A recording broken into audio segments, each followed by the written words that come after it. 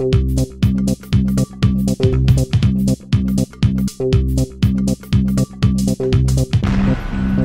today we're going to talk about text messages and notifications, and we'll also go over some email settings.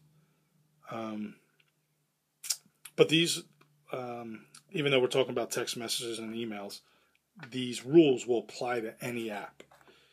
There are a lot of terms to explain. The best way to do it is by showing you some examples. So let's take a look. Let's take a look at iMessages, text messages, as our example. So let's go to Settings. And once you're in Settings, we're going to go to Notification Center. Okay. Now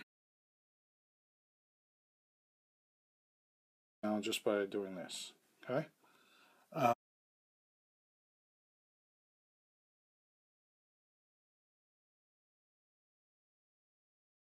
First, I'm going to scroll down to Messages, which should be near the top.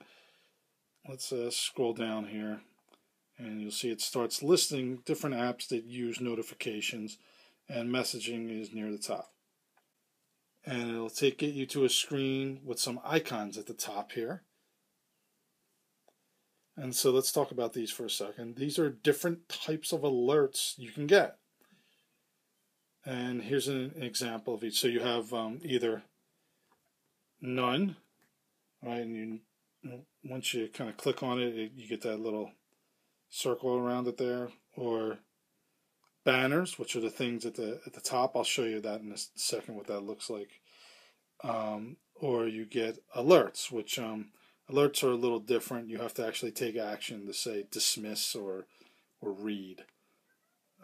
Most people leave it on the banners by default. I think that's what it comes by default.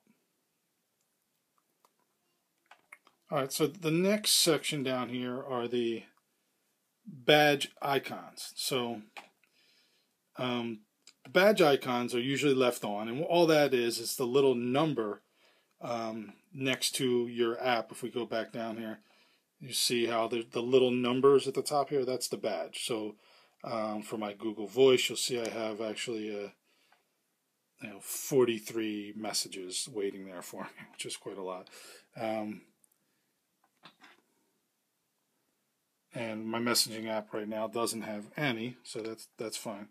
So let's go back into Settings, and so we looked at the badge icon. Now the alert sound is that's what sound you want to have played when you have a message. Mine does the little tweet sound, but you can click through here and change that to whatever you like. And as you click on it, it actually plays it for you. That's the one I like, so I left it on that. So scrolling down to the next part, you'll see it says alerts show in Notification Center, which is the Notification Center is the drop down from the top of the page. And that's if you kind of go like this. This is your Notification Center, right? So you can kind of scroll that down just by doing this. Okay. If you want your text messages to appear there, then you leave this on. If not, you can just toggle that off, and then you can decide how many you want to show there. By default, it says 5 recent items. Okay. Next is the show on lock screen, which also includes the Notification Center when accessed from the lock screen.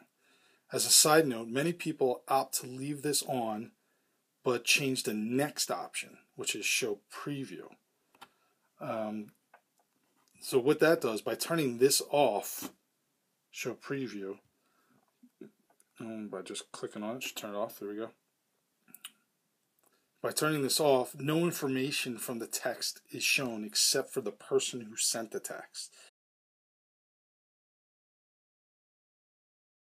This is handy if you leave your phone on your desk at work or leave it around the house, but and you don't want anyone to be able to read your text messages without logging into your phone, which hopefully you have password protected.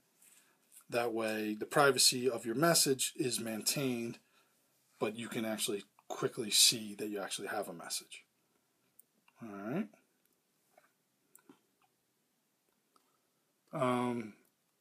Next, you can look at the repeat alerts. This is for you to decide if you want the alert to repeat. By default, it's on once, which means you'll get the initial alert, and then a minute later you'll get another one. So, usually people leave that at 1, or you can turn it off so you just hear the initial one, you don't get a repeat. Lastly, you can decide to show your alerts from everyone or just your contacts. Usually I just leave that set as is and from everyone, but that's up to you.